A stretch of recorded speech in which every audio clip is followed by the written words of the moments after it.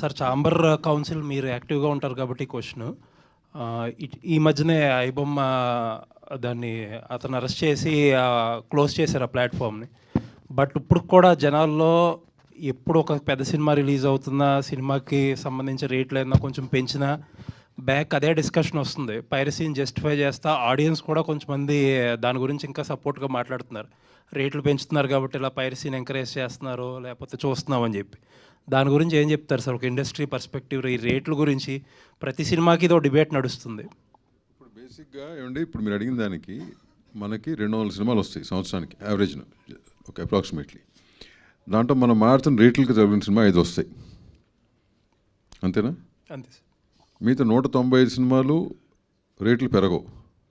But still piracy is happening, no? That cannot be an excuse.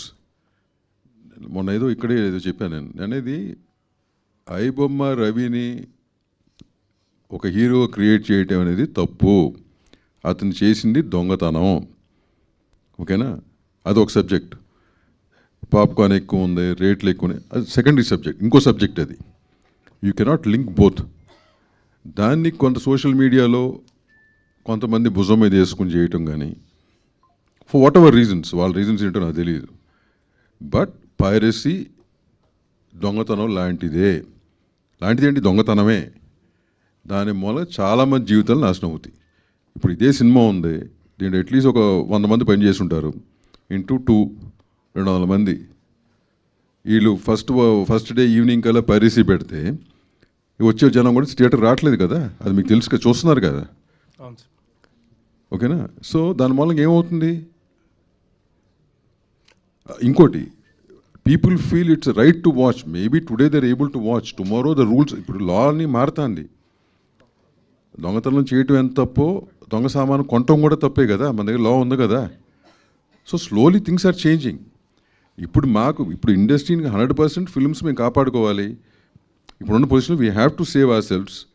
Piracy department అనేది 20 ఏళ్ళ నుంచి చేస్తున్నాం. ఐబొమ్మ రవి అనేది ఒక ఆపరేషన్లో దొరికాడు. అతను ఏదో రాబిన్హుడ్ అని పేరు చెప్పారు. రాబిన్హుడ్ మీనింగ్ ఏంటి మీరు చెప్పగలరా? దొంగ అవ్వచ్చు. ఎందుకు రాబిన్హుడ్ అని పేరు వచ్చింది? ఉన్నోడి దగ్గర డబ్బులు దోసి లేనోడికి ఇవ్వటానికి. అతను డబ్బు రూపాన్ని ఏమైనా ఇచ్చాడా?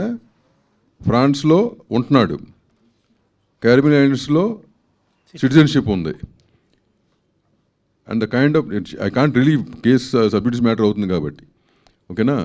So many assets, so much of stuff is there. సో ఇక్కడ ఏంటంటే కొంతమంది కావాలని చేశారా, దీన్ని కావాలని ట్రయింగ్ టు డూ ఇట్ అని నాకు తెలియదు. Maybe other pirates are trying to fund it and getting it done. I have no clue, నిజంగా తెలియదు. But what's happening is not right sir. కాకపోతే ఇప్పుడు రేట్లు పెంచడం అనేది ప్రతిసారి అదో డిబేట్ జరుగుతుంది. చాలా సినిమాలకి పెంచి